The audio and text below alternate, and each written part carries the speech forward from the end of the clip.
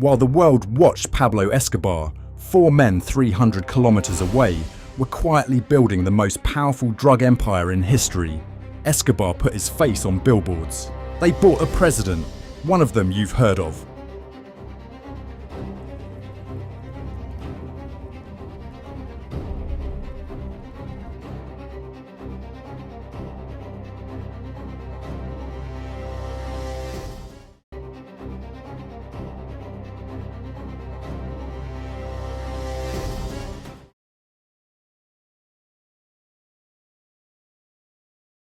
December 2nd, 1993.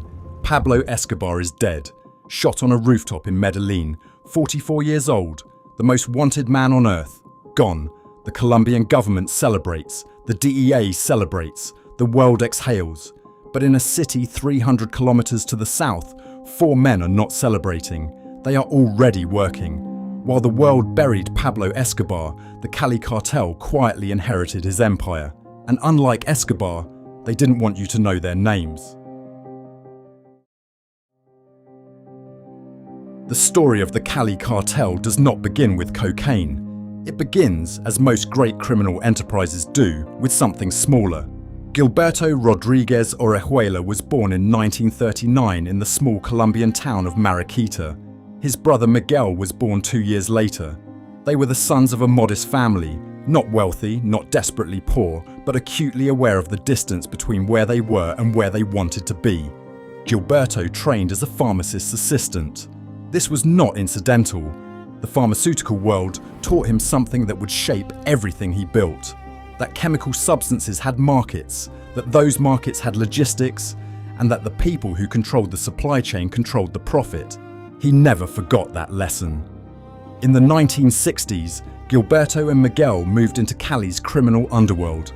Their early activities centered on contraband, the smuggling that was endemic across Colombia at the time. But they were ambitious men, and in the early 1970s they formed associations with kidnapping for ransom networks that gave them their first taste of serious criminal capital.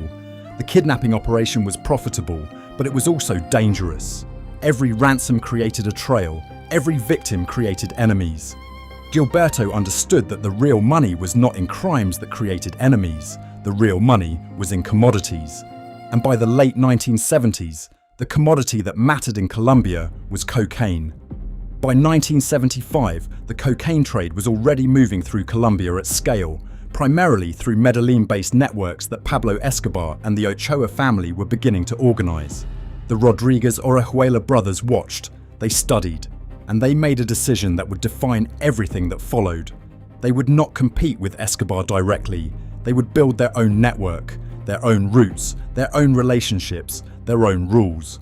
Where Escobar recruited from the comunas, from the violent, hungry young men of Medellin's hillside neighborhoods, Cali recruited differently.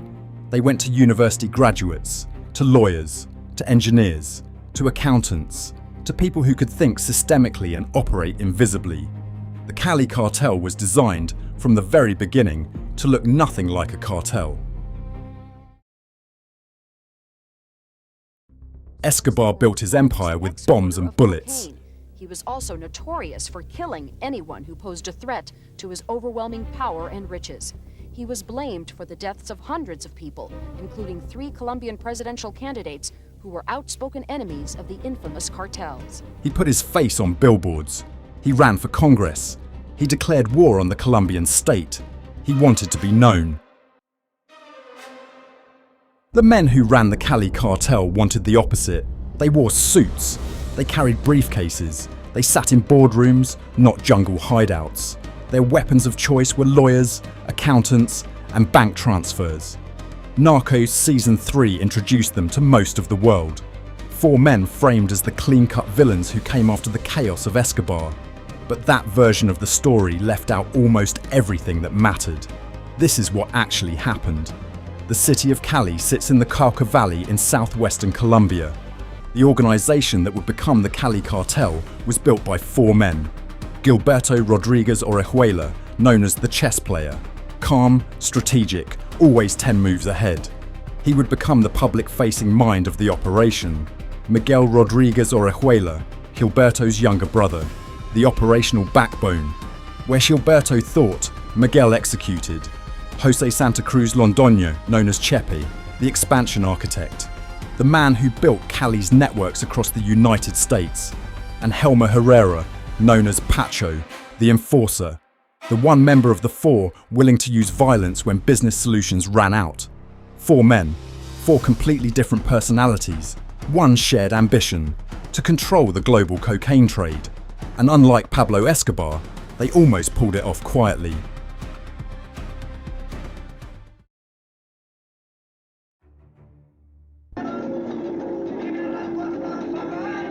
You would never know that there was a war on drugs in Cali, Colombia's 3rd largest city and home to some of the nation's wealthiest. The Medellin cartel operated on fear. Pablo Escobar's philosophy was simple: silver or lead. You took his money or you took a bullet. There was no third option. The Cali cartel's philosophy was different. They preferred to buy their problems rather than shoot them. A judge causing problems? Pay him. A politician standing in the way? Fund his campaign. A police officer getting too close? Transfer him to another city with a generous envelope. Violence was a last resort. And when it happened quietly. No car bombs, no public assassinations, no declarations of war. I think in Cali we don't have war. A local reporter says there is no drug war here because the Cali Cartel has not provoked the government with the brutal tactics of Medellin. Instead, the Cali dealers have quietly sunk their profits into the local economy through dozens of front operations, including a bank, real estate, and what else? A chain of drugstores. It's a very good company, says the manager. It pays very well. We get Social Security. The Cali Cartel knows how to spread the profits around. Indeed, one of its businesses is famous all over Colombia, the Club America. This is Cali's cocaine soccer team, owned and financed by the sports-loving local drug barons. It's a popular and successful team, and shutting it down would not go over here. The DEA agents who spent years trying to catch them described the experience as fundamentally different from chasing Escobar. Escobar wanted you to know he was coming. Cali wanted you to think they didn't exist. By the late 1980s, the Cali Cartel had built what intelligence analysts would later describe as the most sophisticated criminal enterprise in history. They had a dedicated counterintelligence unit that tracked DEA movements in real time. They had a network of informants inside the Colombian National Police, the Attorney General's office, and multiple government ministries. They maintained communication through an encrypted radio system and saw, later, modified cellular networks that they believed were untraceable. They divided their cocaine operations into compartments. No single person knew the full picture. If one section was compromised, the rest survived. This wasn't a drug cartel. This was a corporation, with an HR department, a legal team, an intelligence division, and a logistics operation that spanned 5 continents. At their peak, they employed an estimated 28,000 people across Colombia and abroad. While Escobar was absorbing the Colombian government's full military attention, the Cali Cartel was expanding, quietly, methodically, without a single bomb. They moved cocaine through commercial shipping containers, through legitimate import-export businesses. They laundered money through pharmacies, radio stations, and a chain of drugstores, Drogas La Rebaja, that operated openly across Colombia. If Escobar was a warlord, the Rodríguez Orejuelas were CEOs. By the early 1990s, the Cali Cartel had developed something that no criminal organization in history had built before it. A functioning intelligence agency, not an informant network, not street-level surveillance. A genuine, sophisticated intelligence operation, staffed by trained analysts, equipped with interception technology and capable of monitoring DEA communications in real time. The architect of this operation was a man named Guillermo Palomari, the cartel's chief accountant, and effectively its intelligence director. Under Palomari's administration, the Cali Cartel built a database. This was the early 1990s, when most businesses were still transitioning to computers. The cartel's intelligence unit was already maintaining digital records of DEA agents, informants, Colombian police officers, and government officials, cross-referenced, updated, and searchable. They maintained a cellular phone interception program that could clone the signals of phones used by law enforcement. When the DEA upgraded its communications equipment in Bogotá, the cartel hired engineers to reverse engineer the new system within weeks.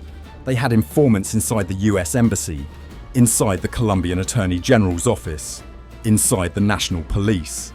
When a DEA agent landed in Bogotá, the cartel frequently knew about it before the agent had cleared customs. Chris Feistel, one of the DEA agents who eventually helped dismantle the cartel, described the experience as disorienting. Operations that should have been completely secure were being compromised within hours. The cartel wasn't just avoiding the DEA, it was anticipating them. The intelligence operation had a second function beyond defense. It was used to acquire leverage. When a politician or official was resistant to bribery, the intelligence unit compiled a dossier, personal information, financial records, family details. The offer would then be made not just with money, but with the implicit message that the cartel already knew everything. It was rarely necessary to say the second part out loud. The implication was sufficient. This is what Narcos barely touches. The Cali Cartel wasn't just more careful than Escobar. They were operating at a fundamentally different level of sophistication.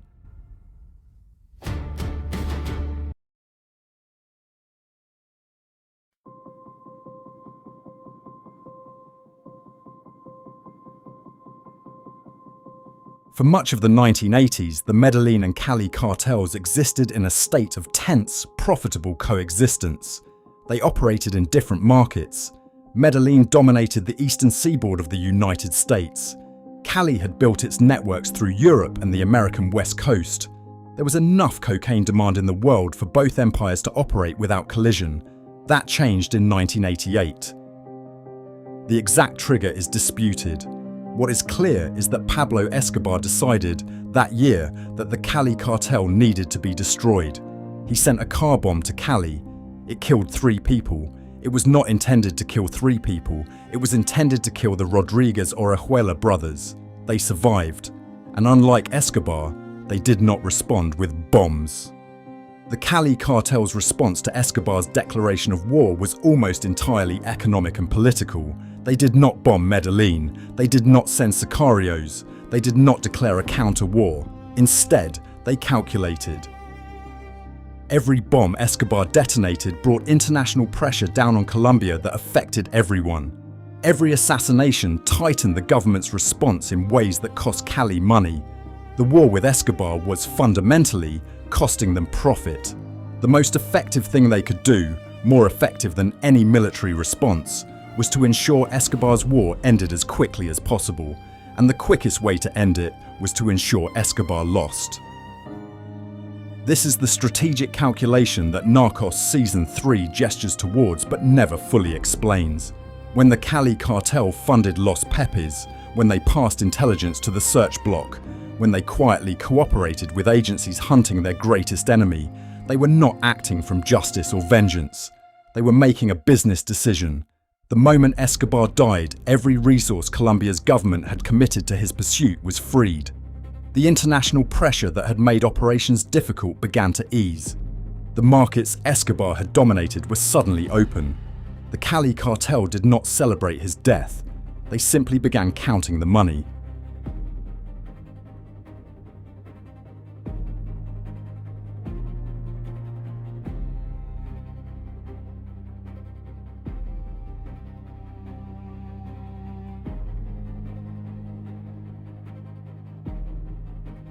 Here is what Narcos Season 3 never told you directly.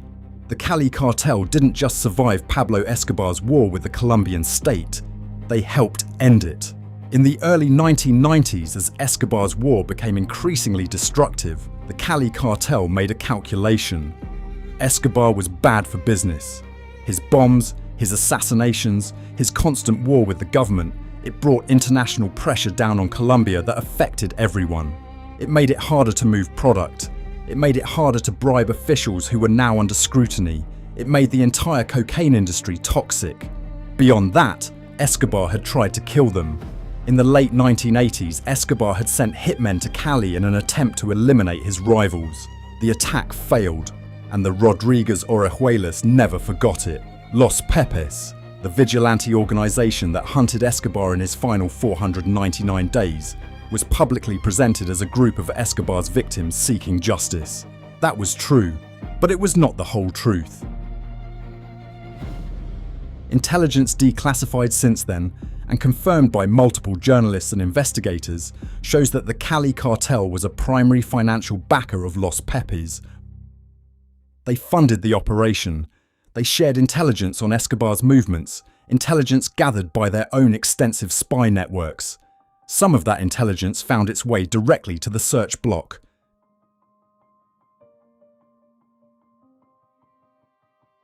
The DEA knew, some American officials knew, and the decision was made that the intelligence was too valuable to ignore. So the world's most powerful government effectively, if quietly, accepted help from one drug cartel to destroy another.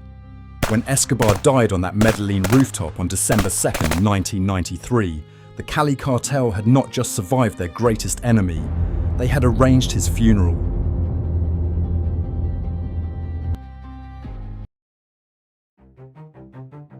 (1993 to 1995). The 18 months after Escobar's death represented the peak of the Cali Cartel's power. With the Medellin cartel destroyed, no serious rival existed in Colombia. At their peak, the Cali Cartel controlled an estimated 80% of the global cocaine market. 80%. To put that into context, no single company in any legitimate industry controls 80% of its global market. Apple doesn't. Saudi Aramco doesn't. No legitimate corporation in history has achieved that level of market dominance. The Cali Cartel did. In cocaine, their estimated annual revenue, $7 billion. The cocaine moved primarily through Mexico, through relationships with early Mexican trafficking organizations that would later become the cartels that dominate the trade today. It moved through Miami, Houston, Los Angeles. Through networks that Chepe Santa Cruz had spent years building in New York, Chicago, and across the American East Coast. It moved through Spain into Europe, through West Africa, across the Atlantic in shipping containers, in hollowed-out timber, in ceramic tiles, in frozen vegetables. The DEA, at its peak operation against the Cali Cartel, estimated they were seizing perhaps 5% of what was moving. For every kilogram they found, 19 more got through. And then there was Process 8000. In 1995, investigators uncovered evidence that the Cali Cartel had made financial contributions exceeding $6 million to the 1994 Colombian presidential campaign of Ernesto Samper. The scandal, known as Proceso 8000, revealed the depth of Cali's penetration of Colombian political life. Cabinet ministers implicated, senior officials investigated. The Colombian president himself placed under formal investigation by Congress. The Cali Cartel hadn't just bought police officers, they had tried to buy a presidency.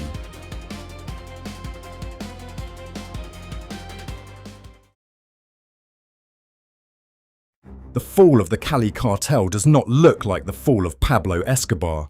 There was no rooftop, no gunfight, no single dramatic moment. There was a negotiation. By mid-1995, the pressure from the United States had become unsustainable. The Process 8000 scandal had made the Colombian government's tolerance of the cartel politically impossible. New DEA agents, Chris Feistel and Dave Mitchell, had dismantled key communications networks and were closing in. Gilberto Rodríguez Orejuela surrendered in June 1995. He walked into a police station in Cali and gave himself up.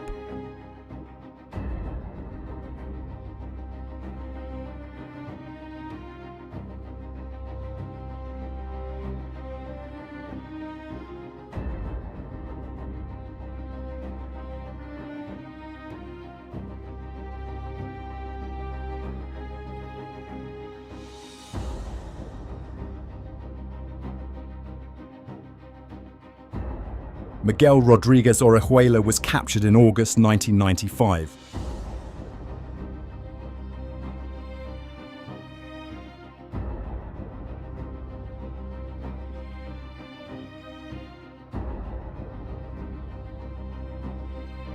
Chepe Santa Cruz was arrested.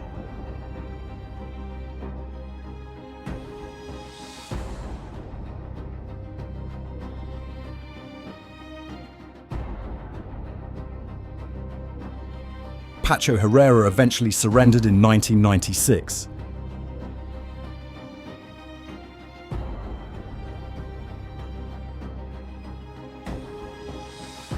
The four men who had built the world's most powerful criminal organization went to prison, and the world assumed that was the end. It was not.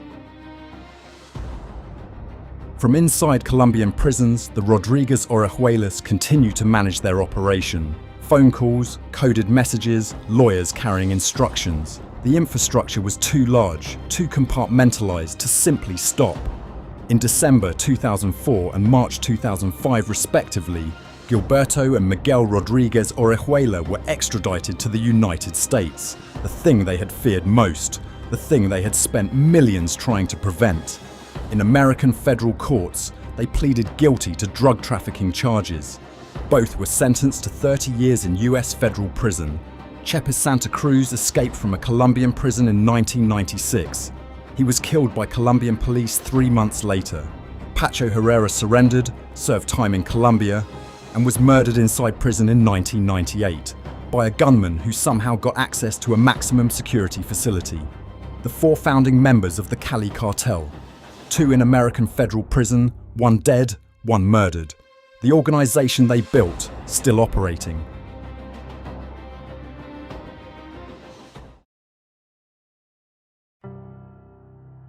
Here is what the Cali Cartel's story actually means. Pablo Escobar is the famous one.